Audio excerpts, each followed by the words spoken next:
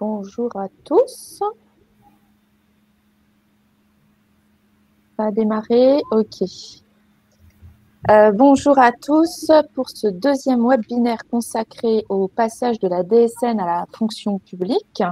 Merci d'avoir répondu aux invitations et de vous être connectés pour pouvoir participer à cette présentation d'environ 1h30. Je suis Sandrine Lemineur, je fais partie du comité régional Alsace pour Net Entreprise. Et pour cette présentation, je suis accompagnée de Cathy, vous voyez, de la CPAM du Bas-Rhin. Vous avez également, bonjour Cathy, Myriam de l'URSSAF Alsace. Bonjour. Vous avez Daniel Angelot, on a la chance d'avoir quelqu'un de la Caisse des dépôts et consignations. Bonjour à tous. Bonjour, et Léa de la CPAM du Haut-Rhin. Bien évidemment, nous avons Didier Kuhn du comité du JPMDS et qui a la gentillesse de nous accompagner. Donc, merci vraiment à tous d'être là pour cette présentation. C'est parti pour 1h30, donc autour de la DSN. On y va. Ce sera une présentation qui se fera en 3 parties. Donc, vraiment, merci à tous. Quelques éléments techniques pour que la présentation se passe bien. Si vous êtes présent, eh bien, ça veut dire que vous avez pu vous connecter à partir de Google Chrome. Les autres navigateurs, certaines fonctionnalités se passe plus ou moins bien. Vous pouvez résoudre certains blocages par rapport au son et à la vidéo grâce au petit bouton d'aide qui est tout en bas de votre écran. Ça vous permettra de rafraîchir la page ou de réactiver le son. Parfois, voilà, le son s'en va, mais nous, on est bien là et on continue notre présentation. Bien évidemment, si vous êtes inscrit, vous pourrez bénéficier du replay. Ça, c'est hyper important parce que peut-être que sur certains points, j'espère on n'aura pas été trop vite, mais ça vous permettra de le réécouter. Vous aurez aussi un petit nuage qui va se positionner à côté du diaporama et ça vous permettra de télécharger le support. Donc, à un moment donné, le téléchargement sera possible.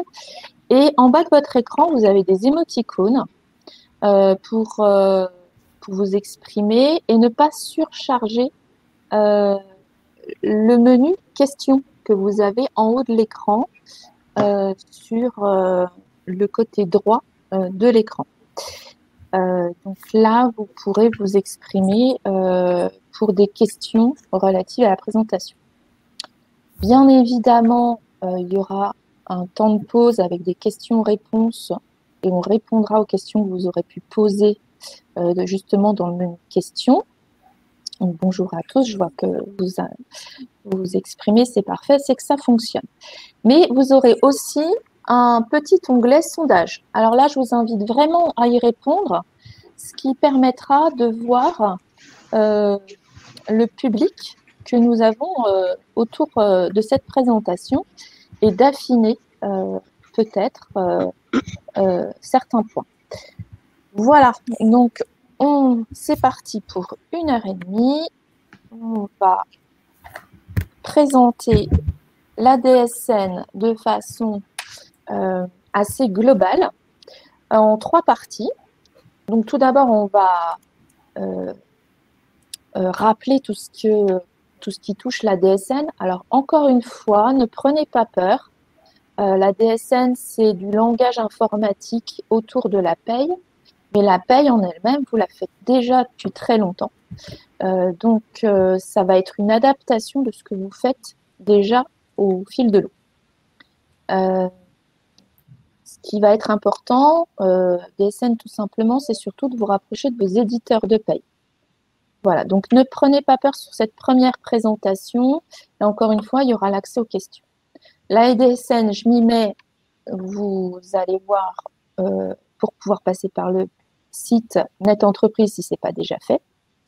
Et la troisième partie, elle vous est vraiment dédiée à la fonction publique.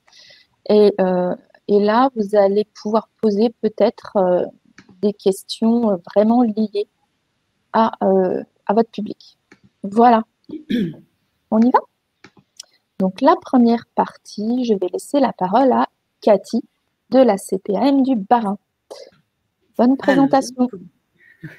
Je prends le relais, Sandrine? Très bien. Vas-y, vas-y. Alors, l'ADSN, tout simplement. Alors, je suppose que beaucoup d'entre vous avaient participé au premier webinaire dédié à l'entrée en DSN de la fonction publique. On va quand même faire un petit rappel sur les grands principes.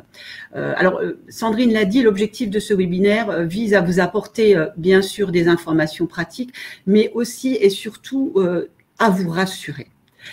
Alors, l'ADSN, elle vise à remplacer la plupart des déclarations sociales. Même si l'ADSN ne remplace pas toutes les déclarations, hein, contrairement à ce qui est annoncé dans le titre, elle remplace aujourd'hui plus de 40 procédures déclaratives. Alors, par exemple, vous ne pourrez pas, en DSN, déclarer un accident du travail ou déclarer l'embauche d'un salarié. Hein, donc, il faudra continuer à le faire via les procédures que vous utilisez actuellement, soit sur Net Entreprise pour déclarer vos accidents de travail, soit en envoyant la DPAE. Alors, la DSN a pour objectif la simplification des démarches, la réduction du nombre de déclarations et forcément, vous allez gagner du temps.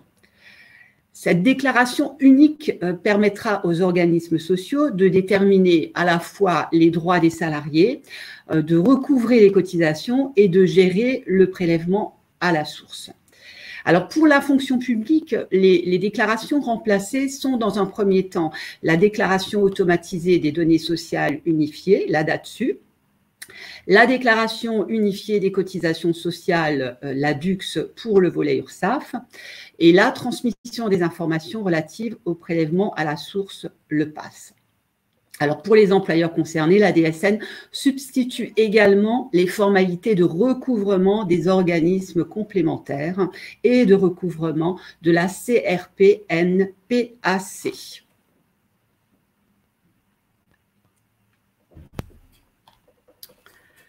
Alors, un petit rappel sur le contexte dans lequel se définit la DSN, puisque le cadre de la DSN est défini réglementairement. À partir de janvier 2013, les premières entreprises volontaires du secteur privé ont pu entrer dans le dispositif avec un déploiement de la DSN qui s'est fait progressivement en 2016. La DSN est devenue obligatoire pour les entreprises du secteur privé depuis janvier 2017 et on peut dire aujourd'hui que tout s'est relativement, même très bien passé. Donc, il n'y a aucune raison que les choses se passent différemment pour la fonction publique.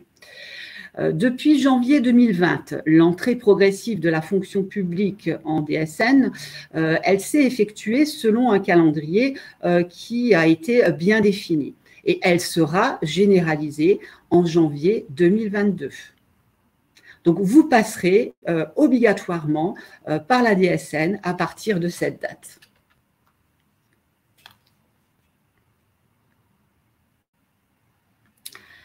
La DSN, c'est tout simplement la transmission unique, mensualisée et dématérialisée des données de la paye. On peut parler d'une photo de fin de mois de la paye. Alors, elle contient les informations de la situation d'un agent dans son établissement au moment où la paye a été réalisée. Alors, on va y retrouver les informations liées à l'activité de l'agent, les rémunérations perçues, les primes reçues, les cotisations, les informations liées à un signalement d'événement et le prélèvement à la source. Alors, les signalements d'événements, par exemple la maladie, devront être présents dans la DSN consécutive de l'événement et si l'événement intervient après la clôture de la paye, ils devront être signalés dans la DSN mensuelle du mois suivant.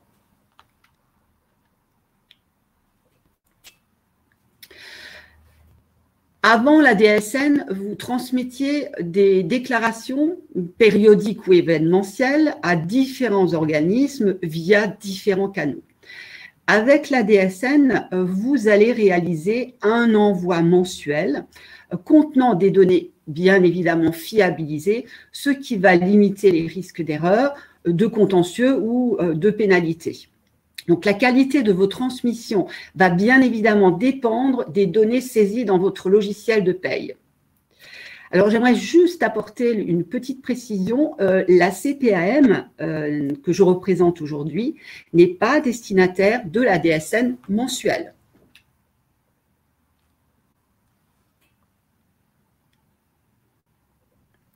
Alors, on l'a dit tout à l'heure, la DSN emporte tous les événements survenus depuis la paye précédente. Donc là, on va retrouver sous forme de schéma. Donc, dans l'exemple, on a 2 arrêts de travail au mois de janvier qui sont signalés avant l'émission de la paye. Donc, l'information sera véhiculée dans la DSN du mois de janvier. Les 2 changements de contrat au mois de janvier et au mois de février intervenant après l'émission de la paye de janvier seront signalés dans la DSN du mois de février.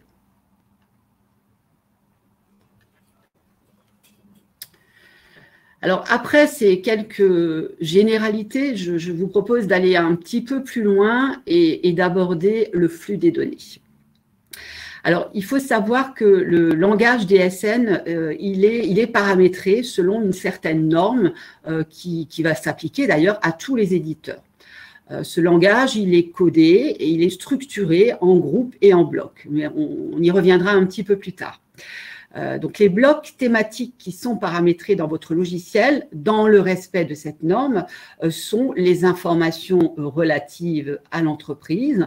Donc, on va retrouver le SIRAN, on va retrouver le numéro de SIRET de l'établissement, on va retrouver toutes les informations concernant l'individu, le NIR ou le NTT si vous n'avez pas de NIR, le contrat, donc les arrêts de travail éventuels, fin de contrat, suspension de contrat et tous les éléments concernant la rémunération, donc le salaire, les primes, les bases assujetties et les cotisations individuelles.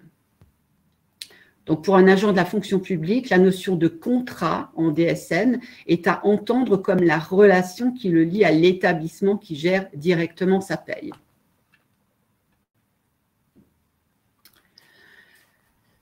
Pour pouvoir émettre une DSN, votre logiciel il doit utiliser la norme NeoDES, ce qui correspond au langage qui devra être utilisé. Donc, la norme NeoDES, c'est la norme d'échange optimisé des données sociales. Alors, en fait, cette norme, elle définit l'ensemble des règles permettant la bonne compréhension des flux que vous allez transmettre aux organismes de protection sociale. Le message passerelle est d'ailleurs construit à partir de cette norme. La norme NeoDES intègre, j'en ai déjà parlé, des rubriques qui sont codées et qui sont composées de blocs thématiques. Alors, cette norme est décrite dans un cahier technique qui est disponible sur le portail de Net Entreprise et donne lieu à des mises à jour régulières. Alors, chaque version est complétée par un journal de maintenance qui modifie ce cahier. Alors, on vous a mis les liens vers les différents documents et je vous invite vraiment à aller sur Net Entreprise. Le site est vraiment très bien fait. On a rajouté d'ailleurs un espace dédié à la fonction publique et vous allez pouvoir retrouver très facilement toutes les informations que vous allez rechercher, notamment sur la DSN, avec une base de connaissances, avec des recherches par mots-clés. Vraiment, si vous cherchez des informations, votre repère, c'est vraiment Net Entreprise. Alors, on a parlé de blocs, de structures. Voilà, donc quelques exemples qui reprennent les principaux blocs. Donc, vous voyez qu'on a au niveau de l'entête, on a d'abord la déclaration. Ensuite, on a toutes les informations qui vont concerner l'entreprise. Puis, on va retrouver les informations qui concernent l'individu. Je vais pas les reprendre, on en a parlé tout à l'heure. Et tout ce qui concerne la rémunération. Donc là, un petit peu plus en détail, le bloc entreprise, on va bien évidemment retrouver le SIRAN. Dans le bloc établissement, le numéro de SIRET de l'établissement. Dans le bloc individu, on va retrouver toutes les informations des personnes qui exercent leur activité au sein de l'établissement déclaré. Attention de bien vérifier la bonne identification des individus. Alors, c'est vrai que c'est quelque chose qui va revenir très souvent, mais qui est vraiment essentiel pour que tout se passe bien.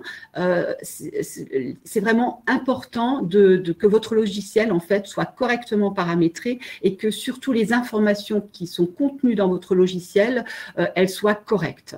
On en reparlera également tout à l'heure, notamment sur l'identification de vos salariés. Alors, on retrouve également le bloc contrat avec les quotités de travail. Donc, attention à bien renseigner le numéro de contrat ainsi que la date de début, la partie arrêt de travail, si l'agent est en maladie, par exemple, le bloc fin de contrat qui devra être déclaré lorsque la relation agent-employeur se termine, le bloc suspension de contrat. Bien évidemment, donc ce bloc devra être déclaré pour chaque suspension, notamment par l'établissement d'origine de l'individu dans le cas où celui-ci est détaché, et le bloc retraite complémentaire. Le bloc base assujettie et le bloc cotisation individuelle. Le bloc changement individu. Donc, tout changement, soit au niveau des informations qui concernent l'individu, par exemple une modification à faire sur le nom, soit au niveau du contrat, doivent être signalés via ce qu'on appelle les blocs changements. Donc, les modifications qui vont porter sur les données identifiantes de l'individu seront signalées via le bloc 31 et les changements qui concernent le contrat seront signalés via le bloc 41. C'est vraiment essentiel puisque ça permettra de faire le lien des informations d'une DSN à l'autre. Alors, un petit focus sur les données identifiantes de votre salarié. On l'a dit tout à l'heure, donc chaque individu doit être identifié en DSN, soit par le NIR, soit par le NTT. Donc, le NTT, c'est le numéro technique temporaire que vous allez vous constituer si votre salarié n'a pas de NIR. Alors là également, vous allez trouver sur Net Entreprise toutes les informations concernant la constitution de ce NTT. Le BIS, donc l'image que vous avez ici, donc c'est vraiment important de le consulter puisque le BIS correspond au bilan d'identification de vos salariés. Vous allez pouvoir le visualiser via votre tableau de bord DSN. Donc vous allez pouvoir y trouver toutes les corrections qui vont être nécessaires relatives à l'identification de vos agents. Donc là, j'insiste particulièrement là-dessus. Dès le moment où vous avez un écart qui vous est signalé, corrigez-le au niveau de votre logiciel. Ça permettra derrière de pouvoir traiter vos données. Lorsque, par exemple, vous avez un écart qui vous est signalé, une anomalie sur le nom ou le numéro de sécurité sociale de votre salarié, si vous ne le corrigez pas, tout simplement, l'assurance retraite ou l'assurance maladie, si ce salarié devait être par la suite en arrêt de travail, n'aurait aucune information le concernant. Donc, vraiment très, très important de consulter ce bilan d'identification des salariés et surtout de l'exploiter pour apporter les corrections nécessaires.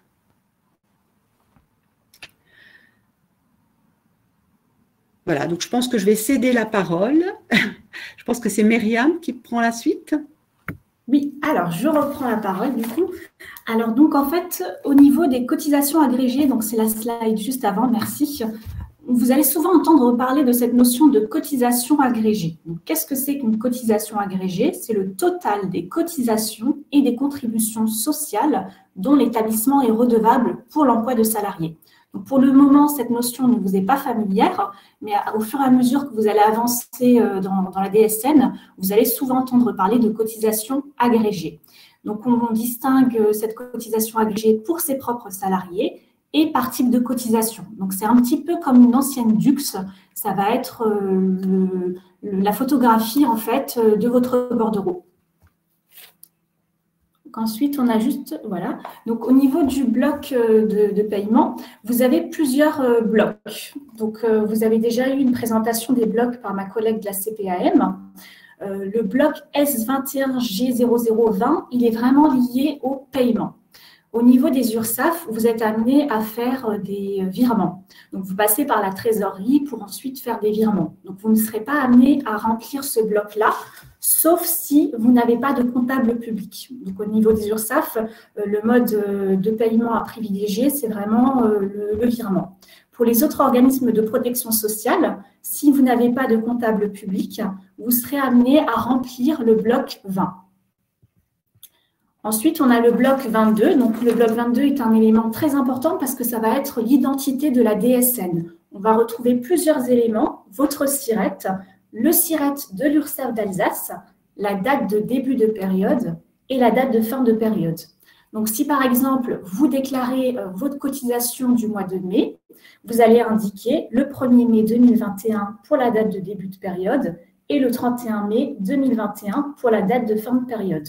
On va aussi retrouver le montant des cotisations et ça va permettre de définir la dette de cotisation auprès de chaque organisme de protection sociale.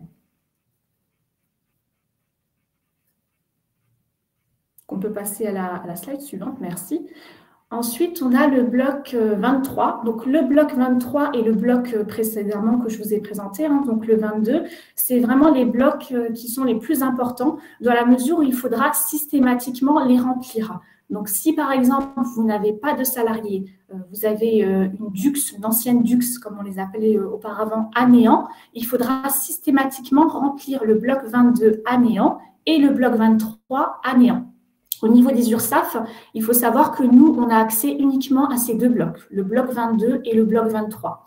Le bloc 23, ça va être la photographie de votre bordereau, donc votre ancienne DUX. On va retrouver les codes types qui ne changent pas avec la mise en place de la DSN. On va retrouver les montants, les taux de cotisation et les montants de cotisation. Pour les codes types de personnel, vous avez possibilité de retrouver sur le site de l'URSSAF le guide des normes avec les bordereaux et les codes rattachés par bloc. Donc, moi, je vous conseillerais vraiment de voir au niveau du guide URSSAF. C'est vraiment un mode opératoire qui va vous servir, surtout au départ, pour la mise en place de la DSN. Ensuite, donc, on a des bordereaux qui sont propres à l'établissement, donc ils ne seront pas systématiquement à remplir comme les blocs précédents. Ça va vraiment dépendre de votre situation. Donc, ce n'est pas un total de cotisations versées pour un ensemble de salariés, mais c'est des cotisations propres à l'établissement. Par exemple, des fonds de formation. Et dans ce cas-là, il faudra remplir le bloc 82. Ce que je vous ai présenté tout à l'heure, donc le bloc 22 et le bloc 23, c'était des données agrégées. Vous avez cette notion de cotisation nominative. Donc, qu'est-ce que c'est qu'une cotisation nominative? C'est une cotisation ou une contribution qui est due pour un individu. Donc, comme tout à l'heure, moi, ce que je vous conseillerais de faire, comme ma collègue de la CPAM vous a préconisé, ce serait vraiment d'aller sur le site de Net Entreprise, de rechercher les normes NEODES et de voir les cahiers des charges qui se rapportent à la DSN. Ça va vraiment être votre mode opératoire et ça va vous permettre de rentrer vraiment sereinement au niveau de la DSN. Le langage ne change pas, enfin c'est le langage qui change, mais le principe est le même. C'est vraiment, sauf qu'avant on parlait de déclaration avec des codes, maintenant ça va être des blocs. Donc, comme tout à l'heure, on a le bloc 20 qui est lié au paiement. Donc, comme ce que je vous ai dit, au niveau des URSSAF, ce n'est pas à remplir puisque vous passez par le virement. Donc, tout dépend de l'organisme de protection sociale. vous avez le bloc 79 qui permet de fournir des éléments supplémentaires de calcul pour les cotisations, les réductions et les exonérations de cotisations nécessaires pour les organismes. En fait, ça va permettre d'apporter des éléments supplémentaires. Donc, ça va être des assiettes qui n'ont pas pu être déclarées dans un autre bloc, donc le bloc 78, et on va apporter des compléments dans ce bloc-là. Donc, c'est une composante de la base assujettie qui est déterminée selon des règles différentes de celles utilisées pour l'établissement de revenus bruts. Donc là, ça peut vous sembler un petit peu compliqué puisque vous n'avez pas encore eu l'occasion de rentrer dans la DSN, mais au fur et à mesure que vous allez rentrer dans le vocabulaire DSN, ça va vous sembler beaucoup plus familier. On a aussi le bloc de cotisation individuelle, donc le S21G0081, donc qui permet de déclarer l'ensemble des éléments nécessaires et c'est propre à chaque organisme.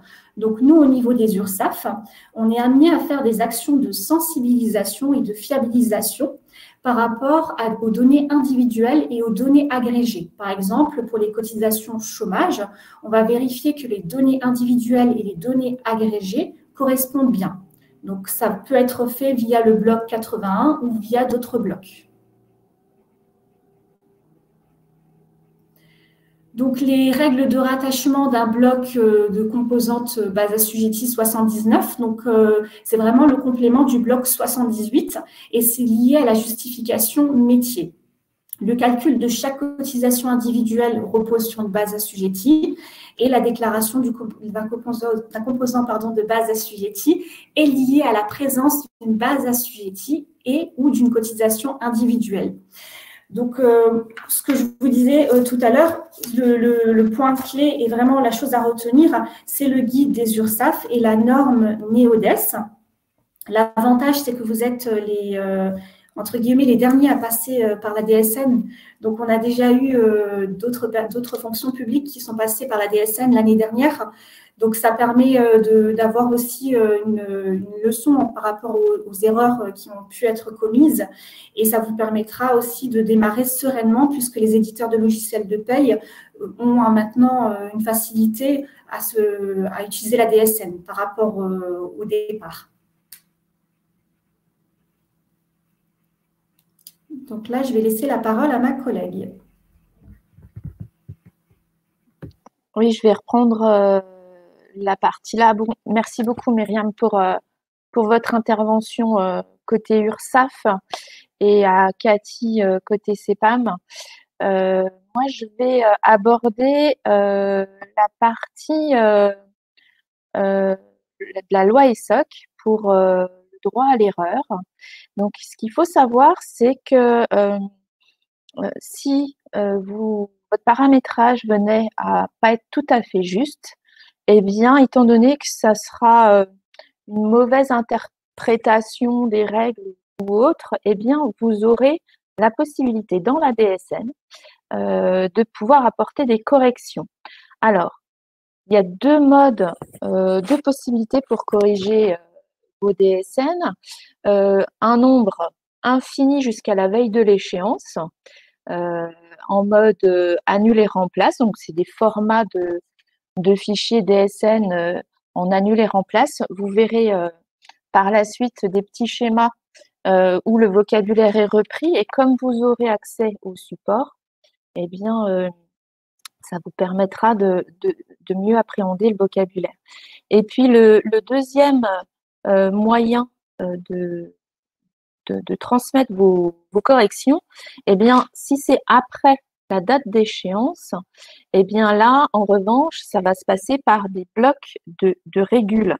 Alors, vous verrez, c'est pareil, ça reprend vos éléments de paye, sauf qu'il faudra être très attentif sur les périodes sur lesquelles les corrections doivent porter. Donc ça, c'est vraiment important. Et ce qu'il faut savoir et bien retenir aussi, c'est que quand on a des annuls et remplaces, eh bien, c'est toujours la dernière, le dernier fichier transmis qui sera pris en compte par les organismes destinataires. Encore une fois, vous avez toute la charge de la paye, mais nous, organismes, nous sommes destinataires uniquement de ce que nous avons besoin pour gérer les comptes individuels ou les comptes cotisation. Donc, ça, c'est un détail sur lequel je pense qu'on n'insiste pas suffisamment. Nous n'avons pas l'ensemble du fichier de la DSN. Donc, si on reprend un schéma pour corriger les flux en annule et remplace. Donc, ce qui va se passer, c'est que vous, en tant que déclarant, par exemple, sur la paye qui est en train de se dérouler, on va prendre le mois de mai, puisqu'on est au mois de mai, vous aurez à déposer un fichier DSN jusqu'au 5 ou 15 du mois suivant. Mais si vos payes, vous les arrêtez le 25 du mois, et que vous voulez apporter des corrections, bien évidemment, vous pourrez corriger encore jusqu'à la date du 5 du mois suivant. Donc ça, c'est vraiment très important au niveau des annuls et remplaces. Ça vous permet, ça vous évite de faire des blocs de régularisation qu'on verra par la suite. Donc ça, c'est vraiment très important. Donc vraiment utiliser cette première méthode pour pouvoir ajuster si des informations vous manquent. Petite précision, une DSN, c'est bien une DSN par SIRET. Donc, si vous avez plusieurs établissements, ce sera bien un fichier par SIRET. En ce qui concerne les éléments financiers, alors là, on va passer au droit à l'erreur. Pour les éléments financiers, vous avez deux modes de correction. Soit vous pouvez faire une méthode en différentiel, pareil, on va avoir des exemples tout de suite après, ce qui vous permettra de mieux voir au niveau de la chronologie à adopter. Et puis toujours la méthode annuler-remplace, mais là, ce ne sera pas au niveau du fichier, mais ce sera sur l'intégralité des cotisations et des montants à corriger. Quand sur le diaporama, vous avez des petits points d'exclamation comme ça, c'est des points d'attention qui peuvent peut-être répondre à vos questions. Donc, on y reviendra certainement dans vos questions, mais voilà, la totalité des données impactées par l'erreur doit être corrigée dans la DSN du mois suivant et faire référence aux périodes pour lesquelles la correction est réalisée. Donc, vous voyez, je vous l'avais dit juste avant. Donc, mais c'est vraiment des points d'attention sur lesquels il faudra que vous soyez vigilant sur les premières DSN.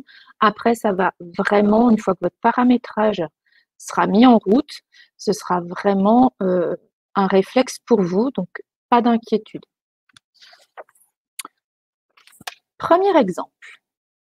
Alors, bien sûr, quand il s'agit d'erreurs de compréhension, il n'y a pas de pénalité. Hein, par contre, si c'est une erreur sur les paiements, c'est autre chose.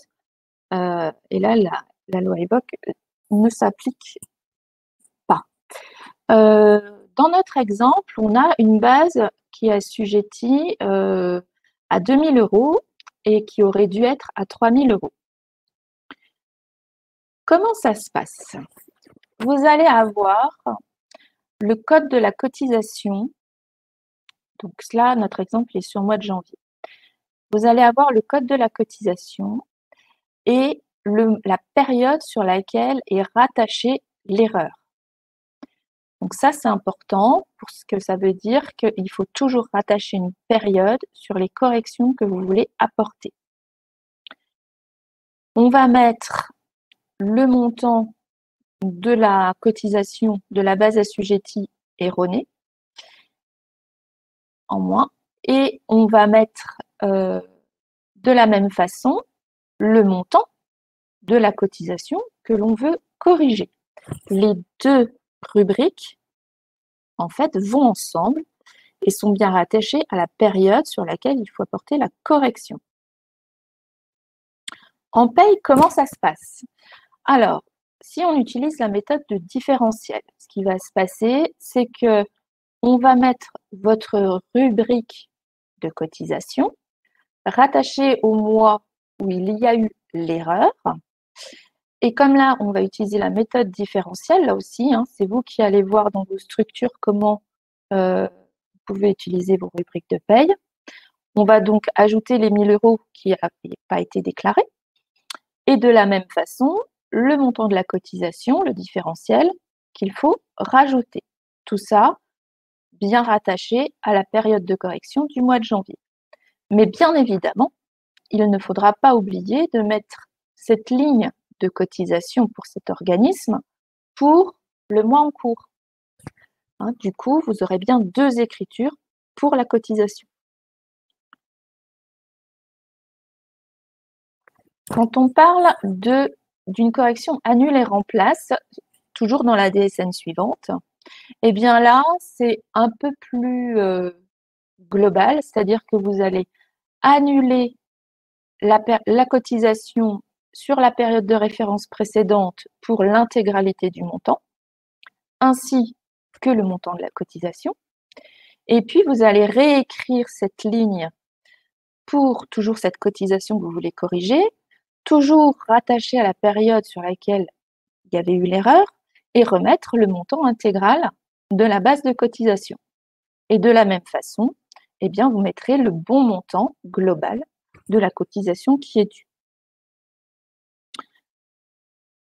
Bien évidemment, vous voyez là, il y a le petit point d'exclamation, il ne faudra pas oublier de rajouter une 3e ligne pour cette base de cotisation pour la paye en cours.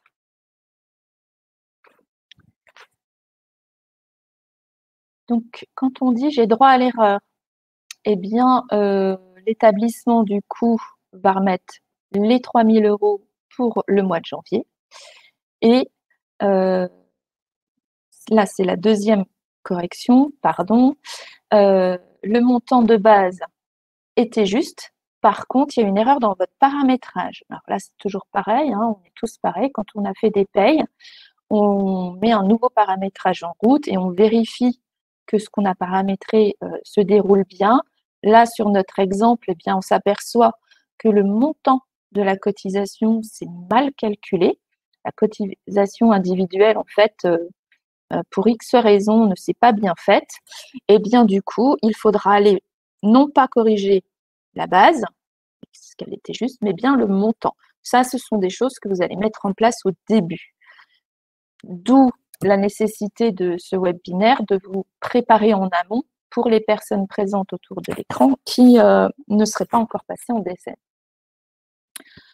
Donc, toujours pareil pour ce montant que l'on voudrait corriger, eh bien, sur la méthode différentielle, on va évidemment rappeler la base de cotisation pour la période de janvier sur celle qu'on voulait corriger, mais on n'indiquera pas le montant de base, puisqu'il était juste.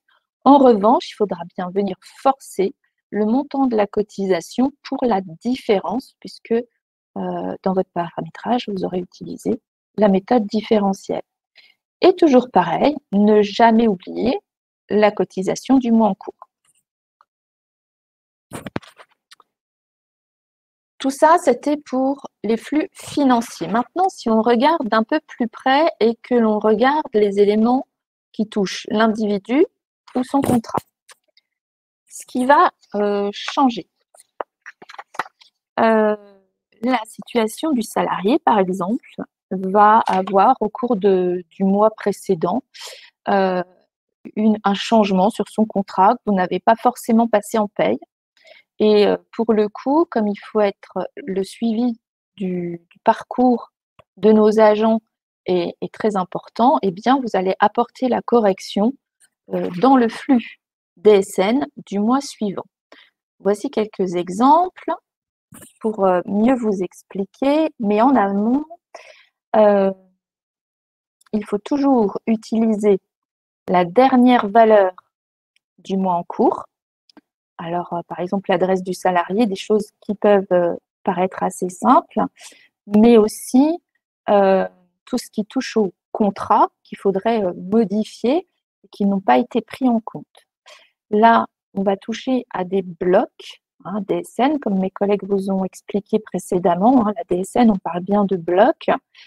Donc, les blocs 31 et 41. Dans le paramétrage, une fois que ce sera absorbé, pour vous, ce sera transparent. Donc, il s'agit bien des changements tout ce qui touche à l'individu et les changements qui touchent au contrat. Le périmètre de ces blocs, eh bien, vous avez tout ce qui touche aux données identifiantes,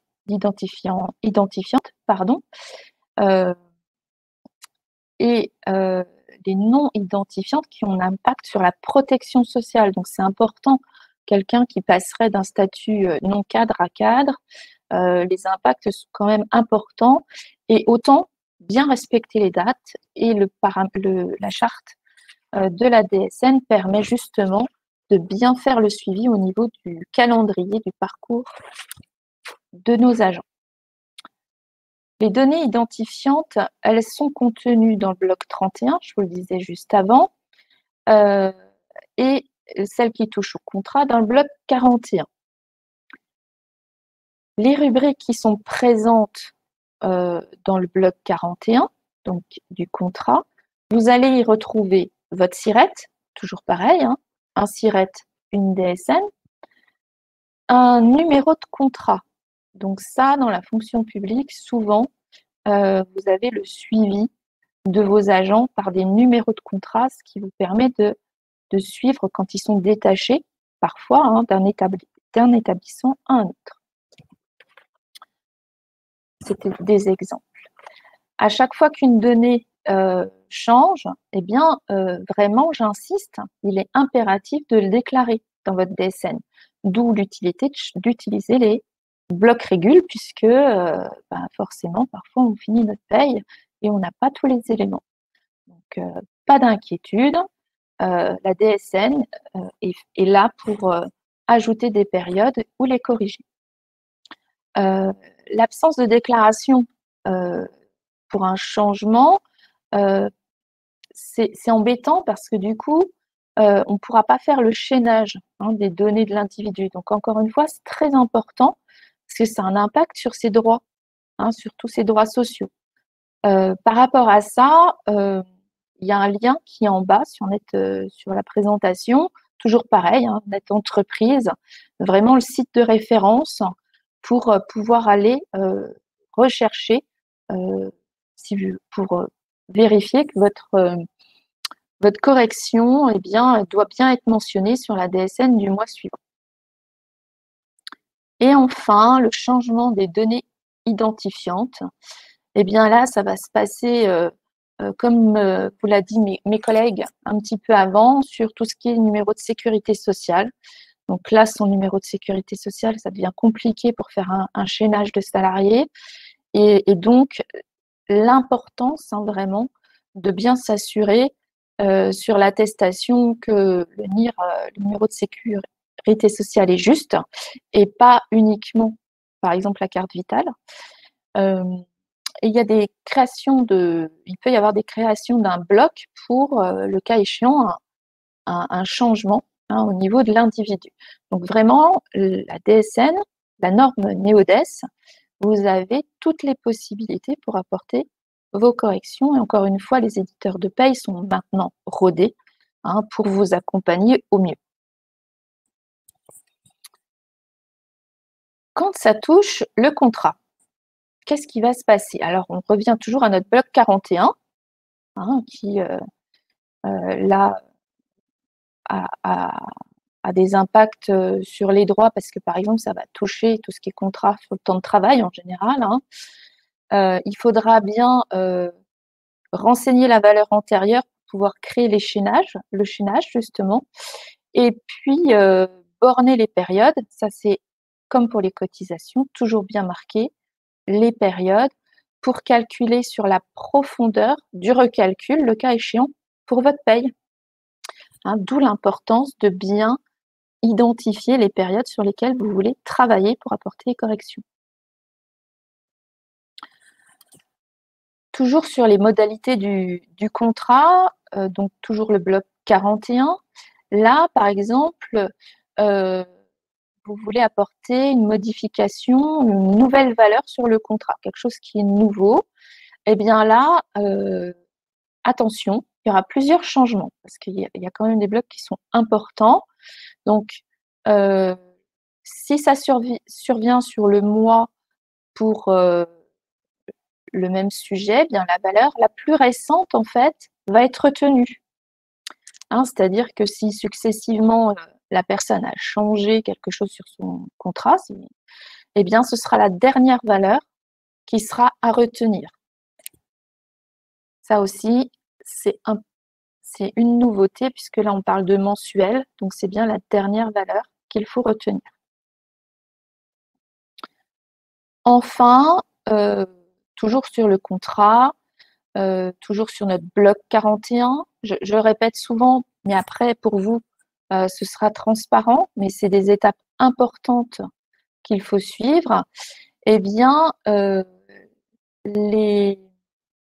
suivi va vous permettre de reconstituer la situation administrative de vos agents ou des contractuels, hein, parce que parfois vous avez aussi des contractuels. Et puis, tout ce qui touche à la protection sociale va être impacté. Donc, c'est vraiment important pour l'individu de bien faire attention aux modifications de son contrat. Et puis, comme pour les cotisations, je vous parlais de la période, et bien là, on va parler de profondeur de recalcul de paye. Donc là, ça va être toujours dans le bloc 41 pour le contrat, mais dans la ligne 28 pour déterminer la date à laquelle il va falloir réexaminer votre paye,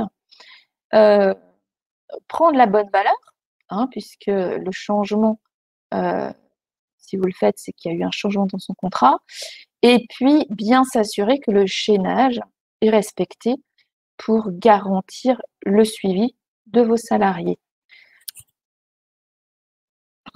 Là, un petit schéma pour vous répéter les rubriques, les blocs, et on a pris un exemple, par exemple, pour un salarié un agent qui était non cadre au mois de janvier et qui s'est vu obtenir le statut cadre à partir de mi-février.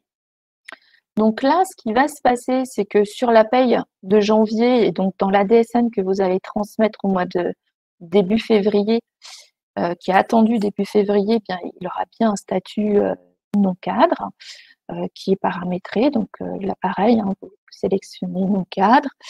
Et puis, sur la paye de février, en fait, vous allez bien indiquer à partir de quel moment le statut a changé au cours de votre paye. Ça, j'aurais tendance à dire, c'est quelque chose que vous faites déjà, sauf que là, il va être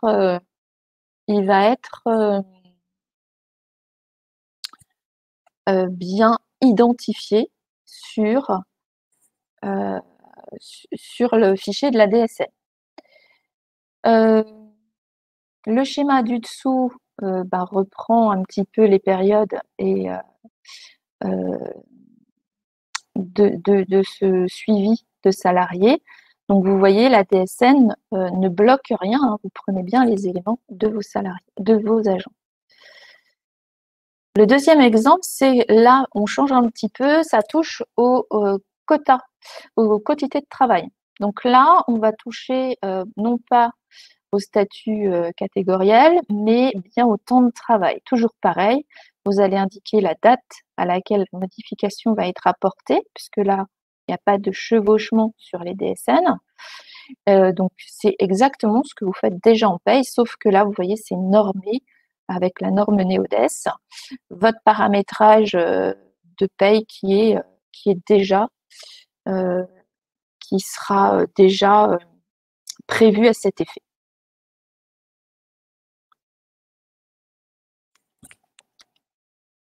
L'exemple suivant, donc là, notre agent, il est toujours non cadre sur le mois de janvier. Et en revanche, il est passé cadre, mais non plus en courant de mois, mais bien dès le début du mois. Et bien là aussi, il faudra quand même indiquer la date de modification. Hein, donc, vous ayez toujours ce réflexe de bien mentionner les périodes auxquelles se rattachent les changements ou les blocs de correction. Pour cette partie-là, j'espère qu'on a répondu au fil de l'eau, au fur et à mesure des questions. Est-ce que, avant d'entamer la prochaine partie, peut-être vérifier qu'on a bien balayé toutes les questions. Didier, est-ce que tu veux bien peut-être reprendre la main, sauf si on a bien tout balayé, ou alors on se réserve pour la fin de la présentation. Bon, mais je pense que là, je vois passer les questions et merci à tous ceux, à toutes celles qui répondent au fur et à mesure. Mais il y a quand même un élément sur lequel je voulais insister, c'est que on vous le dit depuis le début de la présentation, mais c'est une réalité. La DSN, c'est une photographie de la paye. Et le petit schéma qu'on vous avait proposé au début, qui vous indiquait ce qui était emporté dans la DSN, c'est que finalement, tout ce qui modifie ou qui touche le contrat ou qui touche la rémunération de l'agent, alors tu t'es reprise, Sandrine, tout à l'heure, parce qu'il y avait écrit salarié, tu as repris agent, mais dans la DSN, on a gardé le même nom pour tout le monde, c'est salarié pour tout le monde, et il y a un petit lexique qui explique effectivement le lien entre salarié et agent, et employeur et administration, contrat et ce qui lie l'administration à l'agent. Donc bon, voilà, on dit salarié. Il y a un mot un peu plus gênant qu'on emploie, qui est individu. Ça paraît un peu plus bizarre, mais en réalité, ça recouvre tous les cas et toutes les possibilités de statut de la personne pendant sa vie professionnelle, puisque la DSN va permettre le chaînage de son premier jour d'activité jusqu'à malheureusement son décès. Et du coup, quel que soit son statut, quel que soit le régime dont il dépend, on peut faire un chaînage et on peut le suivre. Donc, quand on dit la DSN, c'est la photographie de la paye, c'est que vous devez avoir en tête deux éléments. Le premier, est-ce que ça a touché le statut ou l'activité de l'agent? Et surtout, est-ce que ça a touché sa rémunération? Si oui, le statut ou l'activité, ce qui est important, c'est la date du changement. Et effectivement, cette date doit être renseignée pour qu'on puisse savoir, parce que vous savez qu'en fonction du statut, en fonction des régimes, on peut avoir des droits ou simplement des obligations ou même des calculs qui sont différents. Donc, on a besoin de savoir à quelle période et quelle technique utiliser pour valider les droits. Et puis la seconde, c'est est-ce que ça touche la rémunération? C'est-à-dire, est-ce que l'agent, finalement, le jour où l'argent change de poche, c'est-à-dire le jour où c'est versé, c'est ce jour-là qui est important. Parce que finalement, un agent qui va être en arrêt maladie, je vais dire le 20 du mois, vous avez déjà établi la paye, le 15 ou le 16, elle a déjà été transmise. Il va être payé pour la totalité du mois, ça ne changera strictement rien. Par contre, vous le porterez dans la DSN suivante en affectant la bonne date de cet événement.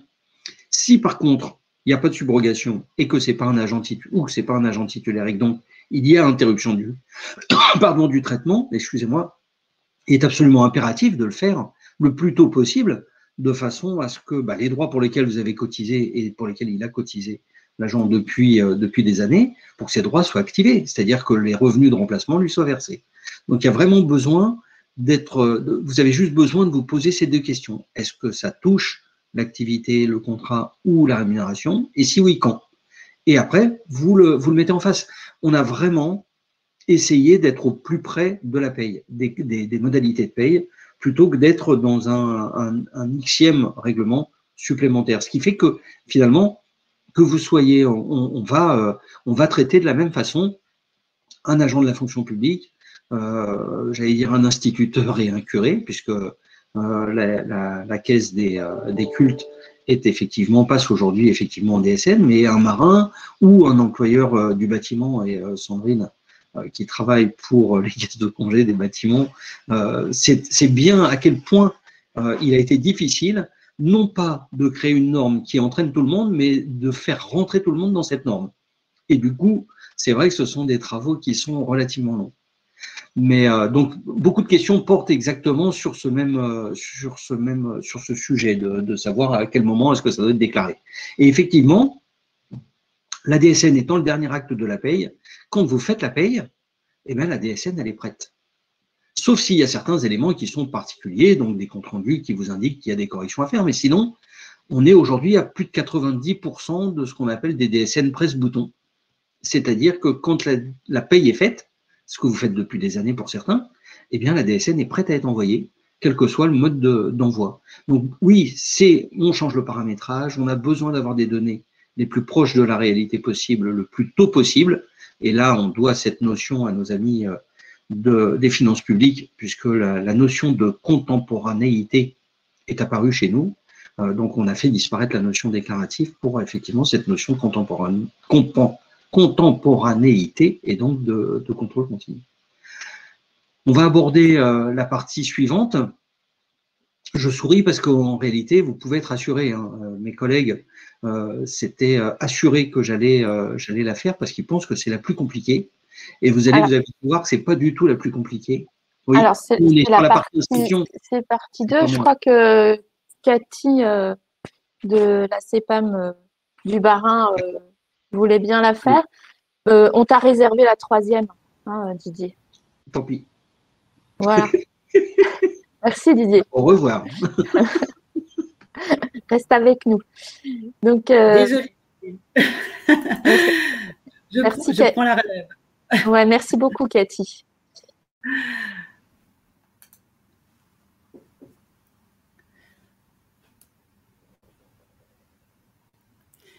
Bien, alors on va passer au côté pratique des choses. Puisque, évidemment, pour pouvoir émettre des DSN, il va falloir être inscrit sur Net Entreprise. Alors, un petit rappel, sur Net Entreprise, vous avez deux rôles qui sont bien distincts. Vous avez le rôle de l'administrateur du compte Net Entreprise. L'administrateur pourra gérer l'inscription de ses établissements, de ses collaborateurs et leur donner des accès et des habilitations spécifiques.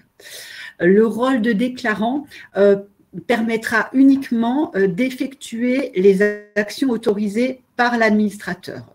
Alors, pour connaître son rôle, si vous êtes inscrit à Net Entreprise, il vous suffit de cliquer sur la petite cartouche jaune et vous savez tout de suite si vous êtes administrateur déclarant ou déclarant. Et si vous n'êtes que déclarant, vous trouverez les coordonnées de votre administrateur, ce qui vous permettra de vous rapprocher de lui pour lui demander de vous rajouter telle ou telle déclaration ou habilitation. Alors, il faut savoir aussi que le nombre d'administrateurs est limité à 3 sur Net Entreprise, mais qu'il est tout à fait possible d'augmenter ce nombre. À ce moment-là, il suffira de prendre contact avec Net Entreprise via une fiche que vous trouvez d'ailleurs sur le portail. Alors, si vous êtes administrateur et inscrit à Net Entreprise, donc il va falloir bien évidemment vous connecter. Vous allez saisir votre numéro de SIRET de connexion, le nom, le prénom et le mot de passe. Vous êtes sur la page de vos déclarations et vous allez en fait trouver dans la partie votre espace entreprise. Donc, il faudra cliquer sur gestion et tout simplement ajouter la DSN pour le régime général. Donc, vous avez la liste des déclarants inscrits qui s'affiche.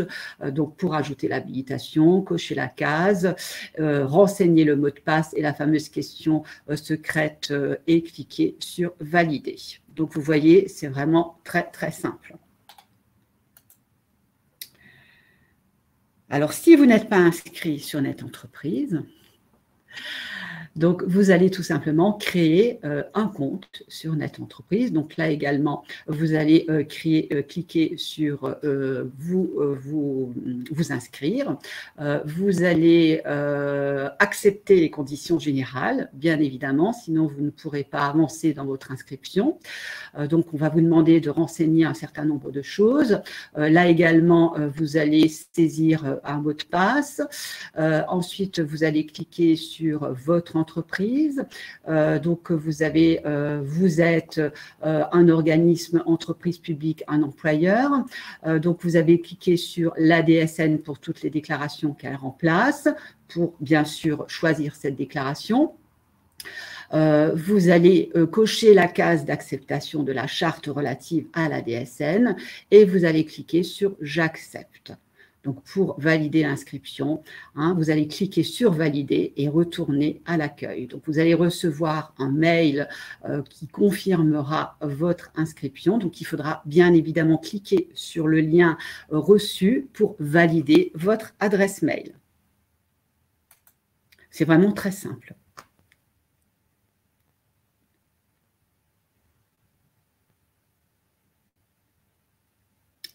Donc ça, je l'ai dit. Donc, il faudra impérativement valider votre inscription sur le mail reçu. Et en fait, votre inscription sera, l'accès ou plutôt à la DSN sera possible sous 24 heures. Alors, vous pouvez dès à présent réaliser une inscription sur Net Entreprise, même si vous débarrez vos DSN uniquement au mois de janvier. Ce qui est fait n'est plus à faire.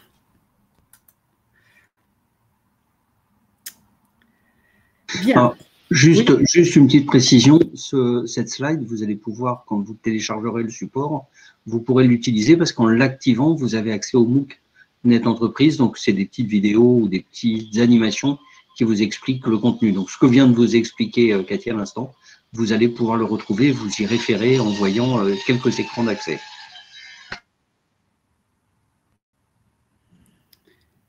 Bien, alors quelques règles simples à respecter pour une entrée en DSN réussie. Donc, bien évidemment, il va falloir déterminer et contrôler les SIRET de vos établissements. Alors, le service DSN Contrôle SIRET permet aux déclarants de vérifier la liste des SIRET non reconnus dans le système DSN, afin de procéder à la mise à niveau des informations en amont de vos transmissions. Donc, il est vraiment important d'effectuer ce contrôle avant le dépôt de votre première DSN mensuelle. Alors, pour accéder au service de contrôle SIRET, vous devez avoir ajouté la DSN. Sous 24 heures, vous aurez accès à cette fonctionnalité ainsi qu'à votre tableau de bord. Donc, connectez-vous sur Net Entreprise et accédez à votre menu personnalisé, puis cliquez sur Outils de contrôle, puis DSN Contrôle SIRET. Ensuite, bien évidemment, il va falloir bien vérifier toutes les données identifiantes de vos salariés dans votre logiciel. Ensuite, avant d'envoyer vos fichiers, pour les contrôler, vous avez un outil à votre disposition intitulé DSN Val, qui est téléchargeable et qui vous permettra de tester vos fichiers DSN avant de les déposer. Alors, autre conseil et vraiment habitude à prendre, c'est toujours systématiquement consulter les comptes rendus métiers et tenir compte des anomalies qui vous sont signalées. Alors, vous avez également l'obligation d'informer vos salariés de votre entrée en DSN. Vous avez d'ailleurs un courrier, un modèle qui est disponible sur le portail de Net Entreprise.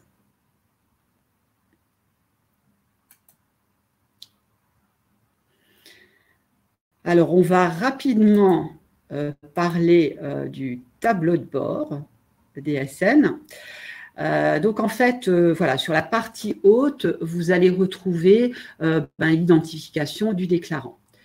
Ensuite, vous avez une partie qui vous permet de retrouver en fait l'historique de vos échanges, des fichiers que vous avez déposés, ceux que vous avez envoyés.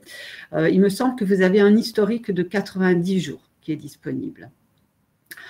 Ensuite, vous avez un encart qui reprend en fait la synthèse des déclarations déposées, acceptées ou rejetées, avec des codes couleurs qui sont associés. Alors ensuite, vous avez une zone de dépôt, puisque en fonction du logiciel que vous allez utiliser, soit vous allez pouvoir déposer, envoyer votre DSN automatiquement sans être obligé de vous connecter à Net Entreprise. Ça passera tout de même par Net Entreprise, mais ce sera totalement transparent pour vous. Soit, si ce n'est pas le cas, il va falloir que vous constituez un fichier et ce fichier, en fait, vous allez pouvoir le déposer via cette zone de dépôt. Et pour finir, vous avez une partie, en fait, qui vous permet d'accéder à d'autres services qui sont mis à disposition par certains opérateurs.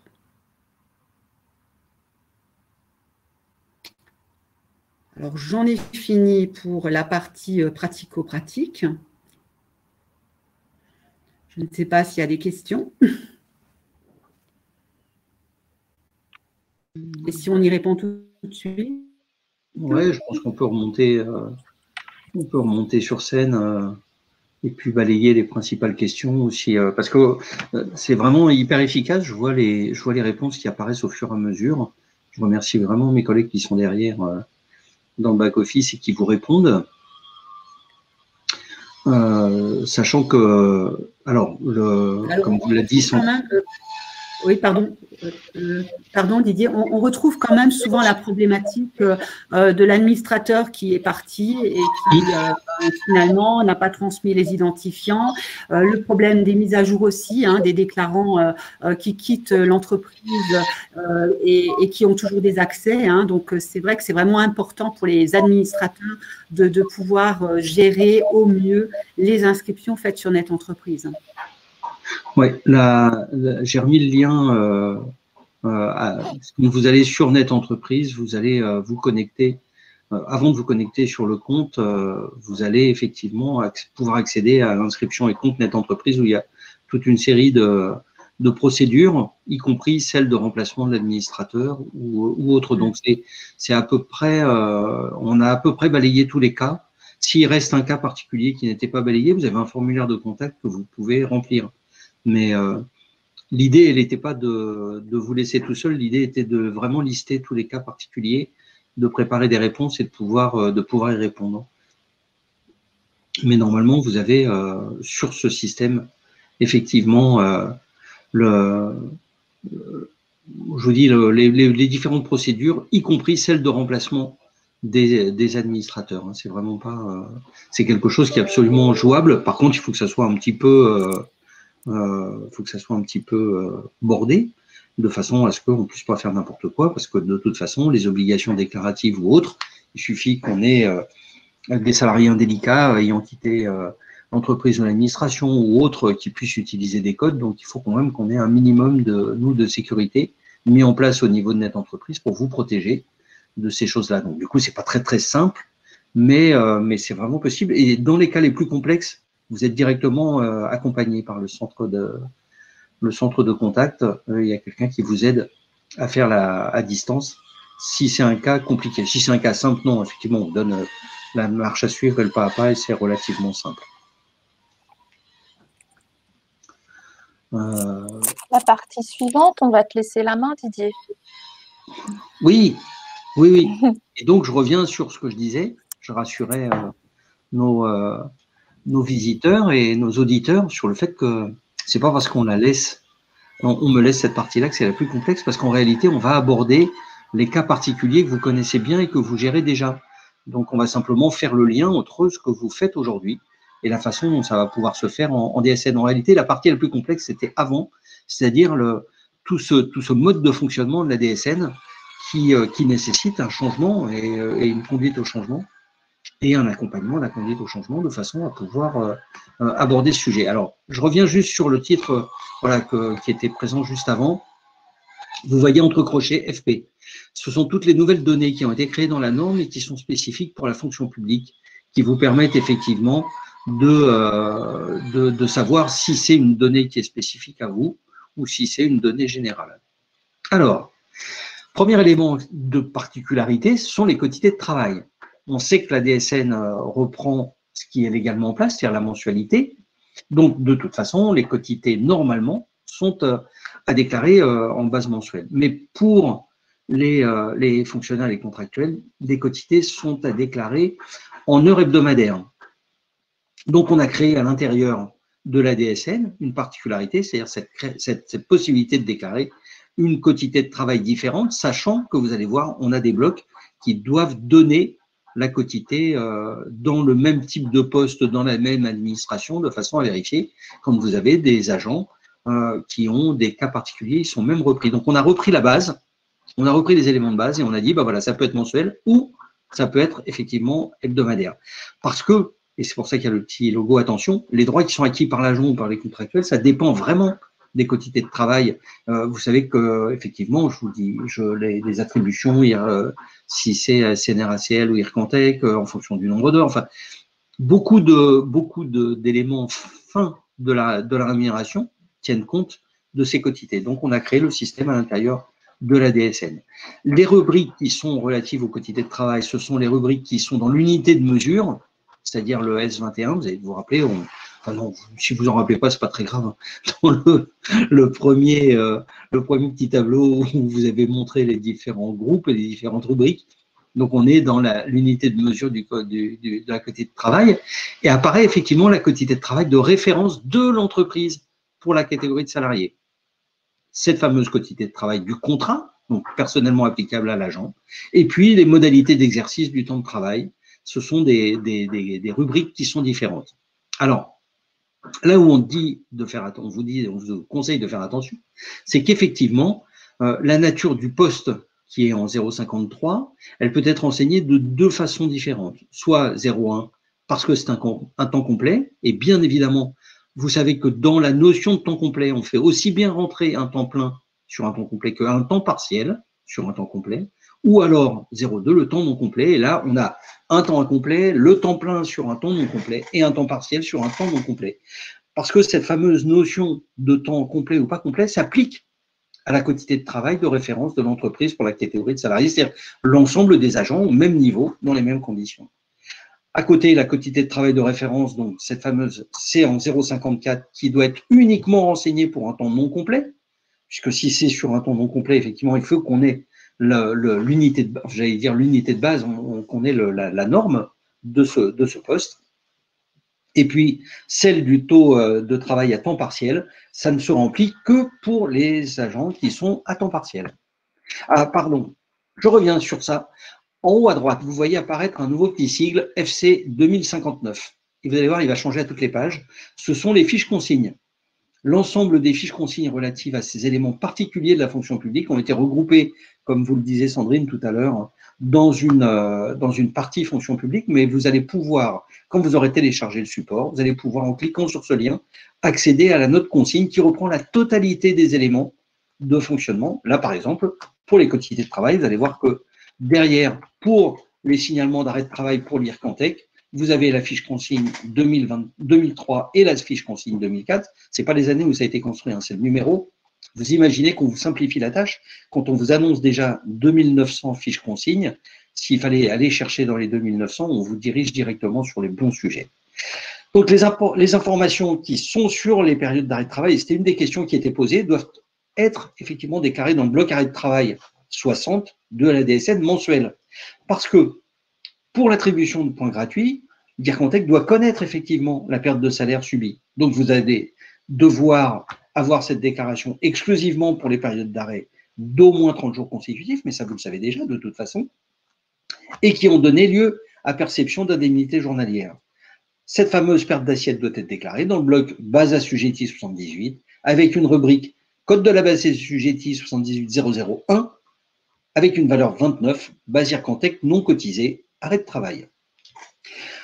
Ce support va être aussi intéressant parce que ça va vous permettre, vous allez pouvoir vous y référer après et vous allez pouvoir revenir dessus quand vous allez être face à un cas identique. C'est-à-dire qu'effectivement, aujourd'hui, on vous abreuve d'informations. L'idée, elle n'est pas de vous perdre au milieu de toutes ces informations, mais de vous donner un petit mode d'emploi, un petit pas à pas à suivre si vous rencontrez. Donc, par exemple, on a vu le cas, là, on arrive sur l'arrêt de travail CNRACL. C'est une fiche consigne différente. Le bloc de rémunération n'est à renseigner dès qu'un changement de situation est observé. Donc, ce que je vous disais, dès qu'il y a un changement, on agit vraiment. Je viens de me voir et je m'aperçois que je suis en train de vous mettre mes mains devant la figure et tout, ça va être désagréable à voir. Donc, j'arrête. Le type de rubrique 011 est renseigné avec la valeur 21. C'est le taux de rémunération de la situation administrative. Le montant est à 0. Et là, par contre, il est important d'avoir un taux de rémunération de la situation administrative qui est le taux associé, par exemple, 0% pour le jour de carence. Ça s'applique pour la CNRACL parce que on avait effectivement les suspensions qui interviennent. Donc, on a à nouveau la fiche consigne 212. On doit déclarer aussi toutes les périodes de suspension, quelle que soit la rémunération de l'agent. Donc, je reviens vraiment sur ce que je vous disais tout à l'heure, c'est-à-dire à partir du moment où ça touche le contrat, l'activité ou la rémunération, à un moment ou un autre, ça doit être déclaré généralement soit à la date de ce changement, soit au moment où l'argent change de poche. La période donc est à déclarer dans un bloc autre suspension de l'exécution du contrat en 65. Et pour la CNRACL, le taux de rémunération dont on parlait dans la diapositive précédente, la dernière rubrique, elle doit être transmise bien évidemment. Les fins de contrat. Nouveauté sur la norme 2021, on vous a parlé tout à l'heure de normes, c'est important d'être sur le bon millésime de la norme parce que nous avons effectivement des évolutions qui sont faites et vient d'apparaître dans la déclaration sociale nominative la possibilité d'avoir des fins de contrat pour les fonctionnaires avec des ouvertures de droits à chômage puisque certains cas pour les fins de contrat de fonctionnaires, ouvrent des droits à l'assurance chômage ou d'autres droits, formation ou autres.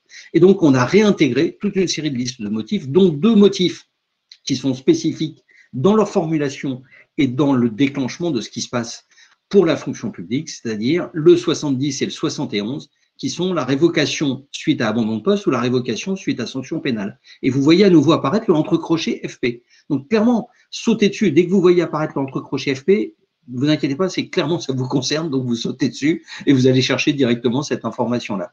Et puis sinon, si aucun de ces cas n'est en place, vous utilisez 999 fin de relation avec l'emploi, ailleurs, autre que contrat de travail, convention mandat, et vous allez vous apercevoir qu'on va l'utiliser très rapidement derrière. Autre cas particulier, les mutations. Nouvelle fiche consigne 2399. La mutation, ce n'est pas une fin de contrat de travail. Donc, l'établissement d'origine doit renseigner le bloc fin de contrat de travail 62 avec la date de fin du contrat 62-001, renseigner avec date d'effet de la mutation, un motif de rupture de contrat 002 avec la valeur 100, mutation au sein du même groupe sans rupture de contrat. C'est pour ça que je vous disais qu'il était absolument important dès le début de renseigner ce fameux bloc fin de contrat. Il était important d'avoir en tête que la notion de contrat n'existant pas dans la fonction publique, quand on parle de fin de contrat, c'est simplement fin de la relation contractuelle qui unit l'administration et l'agent. Ça veut pas dire qu'il est licencié, ça veut dire que cette activité-là est suspendue ou arrêtée et qu'on passe à une autre. Et puis le nouvel établissement qui doit transmettre le bloc changement de contrat 41 avec la rubrique SIRET, l'ancien établissement d'affectation 012, qui lui est renseigné avec le SIRET de l'établissement. Parce que on va faire un chaînage, on va chaîner les individus de leur premier jour d'activité jusqu'au jour de leur décès par le NIR, et on va aussi pouvoir les chaîner, c'est ce qu'on vous mettait sur les diapositives précédentes, par l'activité et surtout par l'établissement d'affectation. Donc là, pour être sûr de bien pouvoir suivre cet agent, on a besoin de savoir de quel établissement il arrive, en le créant dans le nouveau, comme ça, on va récupérer toutes les données relatives à l'activité et à cette fameuse notion de contrat, un petit peu bizarre, mais cette notion d'activité contractuelle. Faut même pas que je dise ça, parce que l'activité contractuelle, ça correspond effectivement à un type d'activité, un type de poste des contractuels. Non, avec l'activité et l'établissement pour lequel l'activité était réalisée. Sujet très particulier, les détachements. Fiche consigne 2055, c'est quelque chose que vous connaissez depuis que vous avez commencé à faire de la paye dans la fonction publique. Dans la DSN, il a été choisi que les 2 établissements déclarent le fonctionnaire, mais qu'un seul paye les cotisations. Alors, on va rentrer dans le détail après, mais il est quand même important de savoir que la fonction publique dans laquelle vous êtes issu va influencer le mode de fonctionnement. Donc, les cotisations sont à déclarer, fonction publique territoriale ou hospitalière, par l'établissement d'origine si c'est un emploi qui ne conduit pas à pension, hormis les cotisations au RAF, puisque le RAF, effectivement, passe à côté de la DSN, ou alors par l'établissement d'accueil pour un établissement conduisant à pension. Et puis alors, pour la fonction publique d'État, donc les cotisations sont toujours déclarées par l'établissement d'accueil. Au cas où, on vous a mis un petit schéma avec à gauche le fait que l'agent est nommé, donc on doit avoir une rubrique nature du contrat qui est avec la valeur 50, nomination dans la fonction publique, mais l'agent est suspendu, donc on a un bloc autre suspension de l'exécution du contrat, le 065, avec un motif de suspension 001, soit 655, et vous revoyez mon petit FP, détachement conduisant à pension, ou alors 674, FP, détachement ne conduisant pas à pension. Et la rubrique, bien évidemment, position de détachement renseignée en indiquant où l'agent est détaché. Par contre, l'agent est en détachement dans l'établissement d'arrivée. Donc là, la rubrique, c'est la nature du contrat 007 qui est renseigné avec les valeurs 20 ou 21. Vous savez, le fameux détachement conduisant à pension ou ne conduisant pas à pension, mais sans suspension. Et avec un type de détachement, lui, qui est renseigné en 066 avec, en précisant le type. Alors, les types de détachement, c'est une table que vous avez au niveau des fonctions publiques que vous connaissez, mais que l'on n'utilise pas. Et il n'y a pas de lien direct qui est fait aujourd'hui à l'intérieur de la DSN entre ces tables de détachement et des codifications spécifiques, puisque ça évolue et que vous êtes bien placé pour savoir qu'il y a énormément de cas et qu'on complexifierait grandement la norme si on voulait l'intégrer. Voilà la petite erreur que je faisais tout à l'heure en parlant des vacations. Donc, le cas particulier des vacataires, ce sont donc des agents de la fonction publique qui effectuent une activité spécifique ponctuelle, qui est appelée vacation. Donc là, on a une fiche consigne 2143. Dans la DSN, pour nous, on l'utilise, on le déclare comme un contractuel.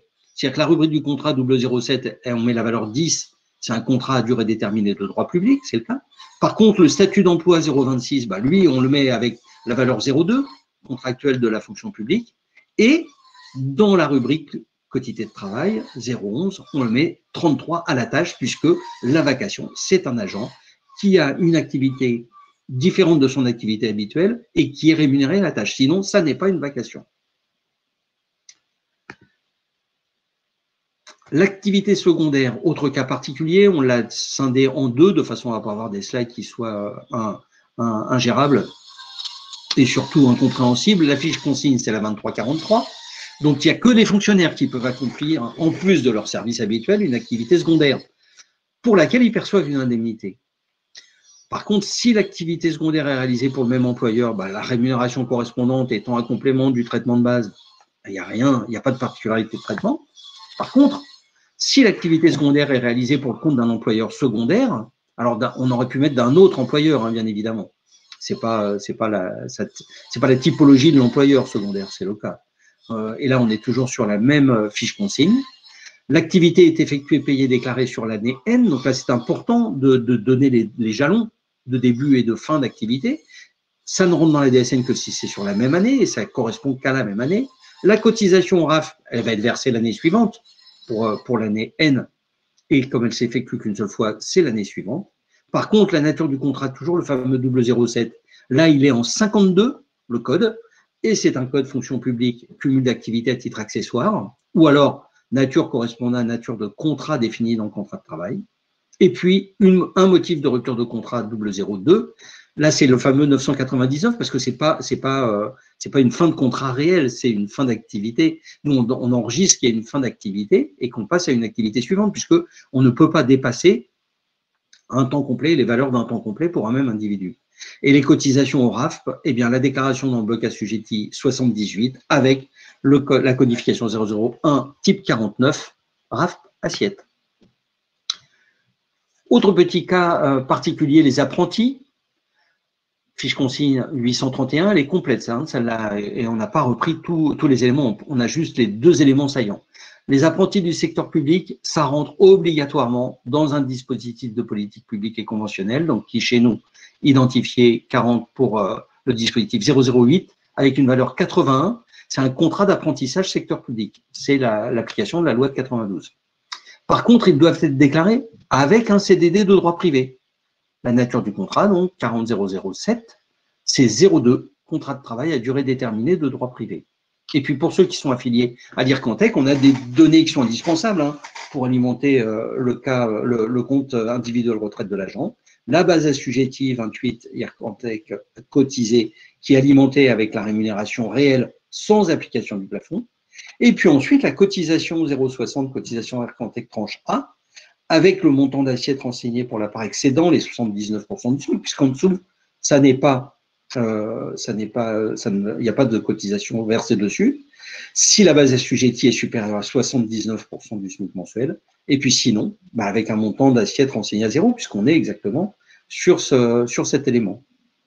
Je vais trop vite, monsieur Hérisson. Et Daniel, vous vouliez rajouter, Madame Angelot, vous vouliez rajouter un complément? Oui, je voulais juste, oui, bien sûr, merci beaucoup. Je voulais rajouter que pour les apprenants affiliés à l'IRCANTEC, comme l'a indiqué, je ne me rappelle plus votre prénom, le montant qui est renseigné donc, dans la base assujettie de type 28, c'est ce montant qui va servir à calculer les points retraite pour apprentis. Donc, il est bien important de bien le renseigner avec la rémunération réelle de l'agent. Parce que, par exemple, votre apprenti est exonéré de cotisation parce que sa rémunération est inférieure aux 70% du SMIC. Si vous renseignez zéro, les points seront calculés sur base de zéro de rémunération. Donc, il faut bien renseigner ce bloc avec la rémunération réelle de l'apprenti dans la base assujettie, et ensuite dans le bloc 81, là c'est le montant qui est de la part des 79% du SMIC éventuellement. Voilà, merci. Alors, monsieur Hérisson, oui, effectivement, comme on vous dit, vous avez la possibilité de voir après, mais je peux ralentir, c'est pas un problème. Vous allez avoir accès à la présentation, vous allez avoir accès aux fiches consignes, vous allez avoir malheureusement accès au replay de ce que je suis en train de dire, donc qui va trop vite, mais vous aurez tout le temps effectivement de le reprendre. Et puis, excellente nouvelle, vous allez voir, à la fin de la présentation, on vous a mis une petite diapositive avec les contacts des différents intervenants. Comme ça, vous allez pouvoir prendre lien avec eux si jamais vous avez un cas particulier à régler pour lequel on n'a pas vu passer cet élément-là.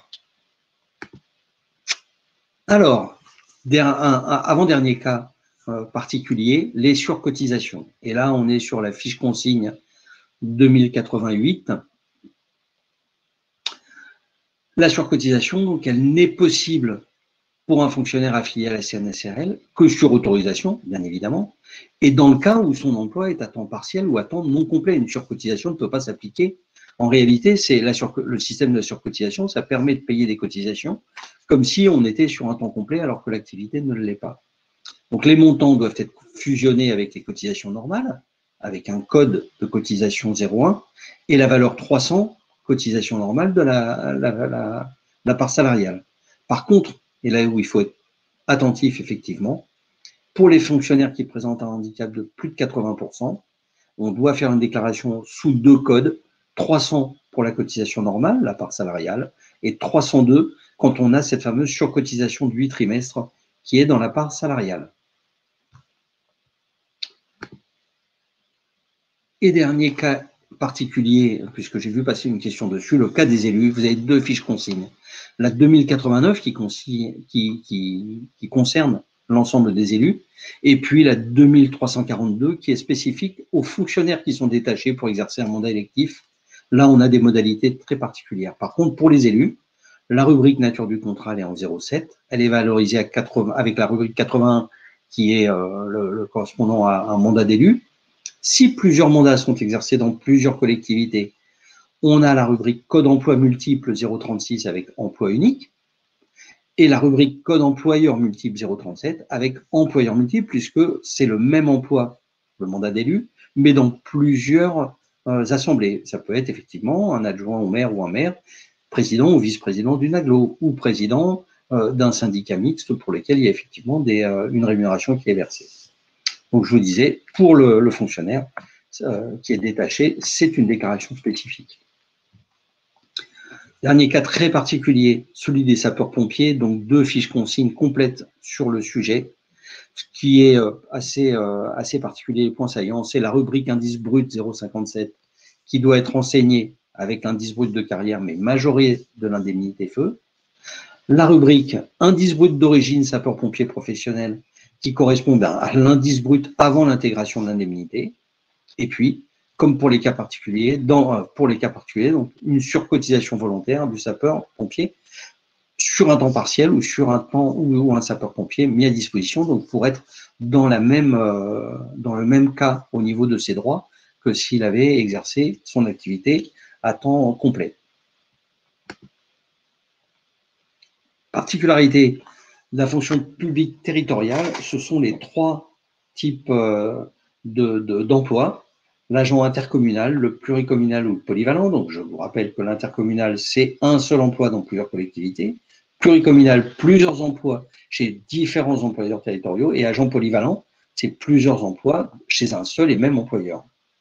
Donc, la rubrique code emploi multiple 036, ça va être différente. Elle va être 0,1 dans le cadre d'un emploi intercommunal, d'un agent intercommunal, qui a le même emploi dans plusieurs collectivités, mais 0,2 pour le pluricommunal ou le polyvalent, puisque lui, effectivement, on est dans le cadre d'emploi multiple. Celle du code employeur multiple 037, donc celle qui suit, elle va être en 0,1 pour un agent intercommunal et polyvalent, et 0,2 employeur multiple pour l'agent pluricommunal. Et vous voyez que le lien est différent, que la codification est différente et que le binôme intercommunal et polyvalent pour le code employeur multiple n'est bien évidemment pas le même pour emploi multiple, puisque là, c'est pluricommunal et polyvalent qui ont le même code. Et puis, dans le cadre d'un agent pluricommunal ou polyvalent, on est effectivement avec une nature de poste 0,53, un temps non complet. Que vous l'avez promis, vous avez effectivement cette slide avec les adresses.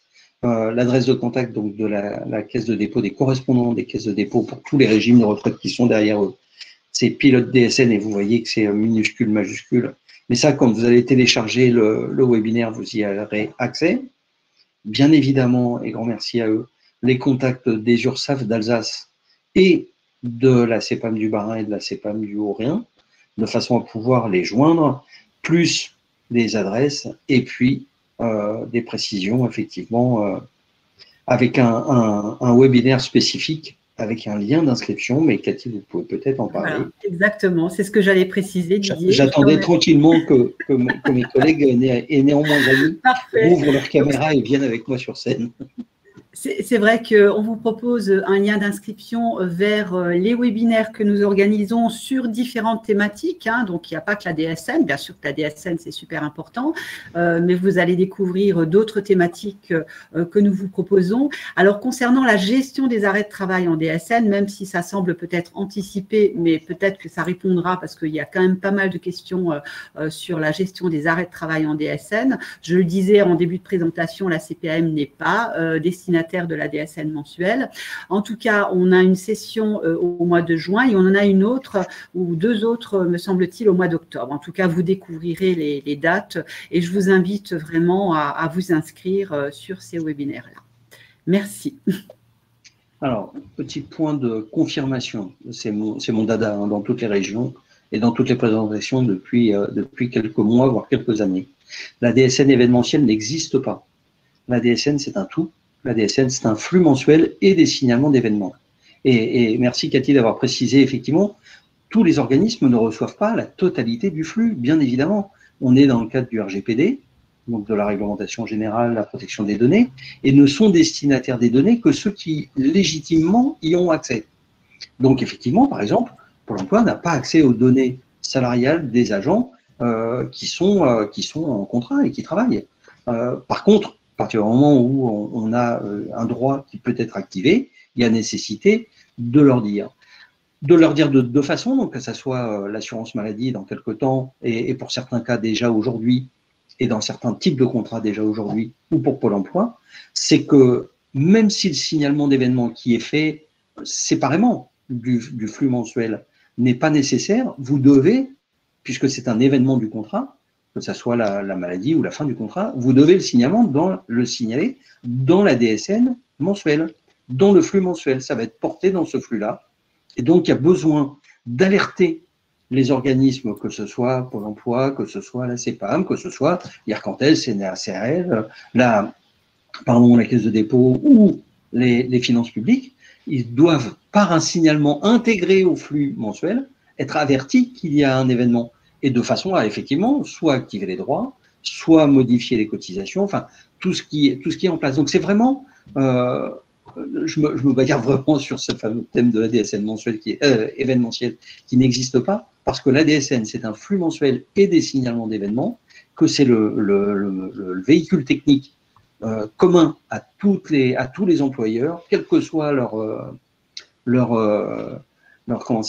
quelle que soit leur catégorie, de façon à faire transférer les cotisations, les déclarations des différents risques qui sont portés par les organismes de protection sociale.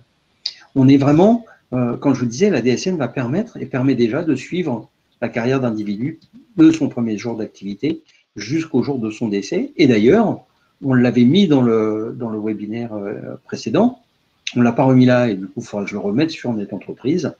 Il y a un portail qui s'appelle mesdroitssociaux.gouv qui permet à chaque individu d'aller voir quels sont les éléments qui ont été déclarés pour lui. Alors, ça n'est pas accessible pour les employeurs, parce qu'un employeur, finalement, n'a pas à savoir ce que son agent ou son salarié peut avoir comme activité ou son statut fiscal ou autre à côté. Par contre, chaque individu peut aller voir pour son cas propre la totalité des éléments et du coup, peut s'apercevoir éventuellement qu'il y a une erreur de saisie ou que la situation n'est pas exactement celle qui était la sienne à la période voulue et qui va pouvoir le faire modifier. C'est ce fameux pendant de la loi OOPS, qu'on a appelé la loi OOPS, la loi ESSOC, mais qui est où j'ai le droit de me tromper, mais on a le droit de se tromper et on a le droit de le constater et de demander la correction. Ça n'est pas, tant qu'on n'est pas dans des implications financières immédiates, c'est pas le truc le plus important. Mais vous avez remarqué que j'étais d'une bavard, mais par contre, vous avez remarqué que j'avais raison parce que la dernière partie n'est pas plus compliquée que la première. Je vous assure que tout ce qui est bloc changement, correction et autres, c'est vraiment, ça nécessite une compétence technique que vous avez déjà puisque vous faites déjà la paye et que vous êtes déjà de fins connaisseurs ou connaisseuses de cette situation.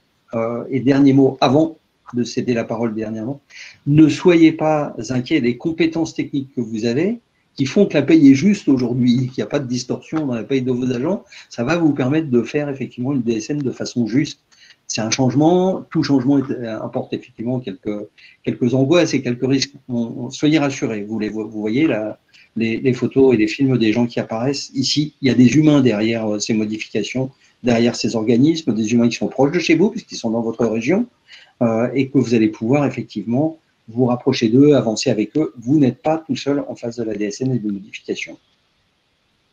Monsieur Hérisson, c'est mesdroitssociaux.gouv.fr, le site des droits sociaux.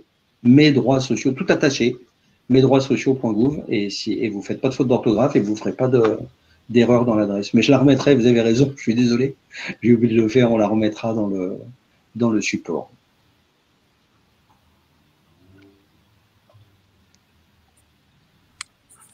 Super, merci Didier. Je pense que la diapo de la fin résume bien. Et je tenais vraiment à remercier tous mes collègues pour avoir répondu au fil de l'eau à toutes les questions. Il y aura, comme pour le premier webinaire, corrige-moi Didier si je me trompe, mais on fera une publication questions-réponses aussi sur le site Net Entreprise. Bien sûr, alors, le traitement réservé aux questions, vous en avez 95%, donc je m'associe vraiment à Sandrine parce que pour vous remercier, mesdames, pour avoir répondu aux questions au fur et à mesure. Et d'ailleurs, je pense que le niveau des questions et le rythme auquel elles sont arrivées n'est pas complètement étranger au fait que vous étiez là pour répondre. Donc, du coup, ça rassurait tout le monde d'avoir des réponses qui venaient. Il y a certaines questions qui sont des questions très spécifiques et des cas très particuliers. On a vos adresses mail. Quand vous êtes inscrit, on vous a demandé les adresses mail. Donc, les questions qui sont avec des réponses qui doivent être apportées très précisément, on va les faire par mail, on va revenir vers vous. Ne vous inquiétez pas, on va faire un suivi bien particulier. On va reprendre toutes les questions, on va les regrouper par thème, comme on l'a fait pour le webinaire précédent. Et on va y apporter les réponses et ça sera disponible sur Net Entreprise. Des questions un peu particulières, alors qui ne sont pas des questions qui touchent un seul SIRET, mais qui sont un peu plus particulières, on va les mettre dans le compte-rendu des questions qui va être attaché au replay de ce webinaire. Donc, 3 options pour les réponses. Soit on va vous les faire par mail si c'est très précis et très particulier. On va compléter celles qui, mais il y en a déjà beaucoup qui sont complètes et avec les bonnes réponses. Donc, franchement, vous aurez dans le replay ce retour. Ou alors, vous aurez cette fameuse base de questions-réponses qui s'appelle synthèse des webinaires qui sera accessible sur Net Entreprise de façon à ce que vous puissiez… alors bon, on nous a mis dans un espace tout en bas à droite derrière les trucs. C'est dans l'espace nous contacter, les comités régionaux. Et j'en profite pour remercier les membres du comité régional Alsace qui sont avec nous aujourd'hui. Et Sandrine, son animatrice, puisqu'on a eu une petite période pendant laquelle le comité régional était en sommeil. Il reprend de l'activité, donc il n'y a pas que ce type de webinaire, ce type d'action qui va être mené dans votre direction. C'est un vrai collectif des organismes de protection sociale qui est à vos côtés, qui va essayer d'avancer au mieux. Mesdames, il n'y avait aucune raison d'être inquiète avant la présentation, ça s'est super bien déroulé, ce sont les bonnes informations qui sont passées, et vous aviez tout compris, donc tout va très bien. Et pour ce qui est des auditeurs qui ont la gentillesse de participer et qui ne sont pas partis pendant ma présentation, de vous remercier de votre gentillesse. Le ton des questions est toujours resté très gentil et convivial. Merci beaucoup. Du coup, Didier, on recommence au mois de septembre Yes. pour un troisième webinaire sur la DSN pour la fonction publique. Et pareil, on recontactera les personnes qui s'étaient inscrites. Oui. Donc, la suite au mois de septembre pour perfectionner la DSN. Oui, en septembre, ça, le thème général, ça va être c'est pas parce que tu es en retard que c'est trop tard. Et parce qu'il restera encore 2-3 mois pour faire des DSN de test. On va reprendre, et merci parce que vos questions sont vraiment intéressantes pour ça, parce qu'à la suite du premier webinaire, on a pris les questions, on a essayé de donner les réponses dans le webinaire d'aujourd'hui, on les a rajoutées dans le webinaire d'aujourd'hui. Donc les questions que vous posez aujourd'hui, on va préparer des éléments de réponse pour septembre, de façon à ce que ceux qui sont peut-être un petit peu en retard ou qui sont angoissés, parce qu'ils vont voir l'échéance approcher et qui ne vont pas se sentir à l'aise, pour qu'on puisse déjà être sur des cas particuliers. Et puis, merci à ceux qui ont répondu au sondage, est-ce que vous êtes déjà en DSN ou pas? Parce que peut-être qu'on va se permettre de vous interpeller pour vous demander si vous ne voudriez pas témoigner sur la façon dont vous êtes rentré en DSN, rassurer vos collègues sur le fait que finalement ça se passe bien, que les problématiques que vous avez rencontrées ont été corrigées ou pas, et puis surtout les bonnes pratiques, parce que là franchement, les questions métiers, les partages entre pairs, entre collègues, c'est vraiment la méthode la plus usitée. Donc oui, en septembre, et puis d'ici là, il y aura sûrement des échanges possibles. Vous avez les contacts. Encore un vrai grand merci à Madame Angelot de nous avoir rejoints aujourd'hui, parce que tout ce support métier que vous pouvez apporter, ça donne du crédit à la présentation qu'on fait. On connaît bien la DSN, on est habitué, ça fait 5 ans maintenant qu'on passe les éléments de DSN. On ne connaît pas les éléments de paye, on ne les connaissait pas. On les apprend et vous nous rassurez aussi en nous aidant en étant là. Ça a été un plaisir également. Et puis, le webinaire est vraiment très, très, très agréable. Merci à tous les participants.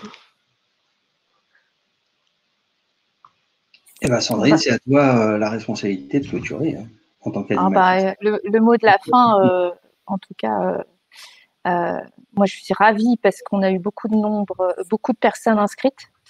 Et puis surtout pour un comité régional qui vient de se créer il y a quelques mois, je trouve que vraiment c'est vraiment super. Merci aux organismes présents et puis les personnes qui ont bien voulu répondre aux questions, vraiment. Donc je vous dis au revoir, bon appétit, mais je vous dis aussi rendez-vous au mois de septembre. Voilà. Oui. Bonne journée, au revoir. Au revoir. Au revoir. Bonne journée. Je suis en train de répondre. Au revoir.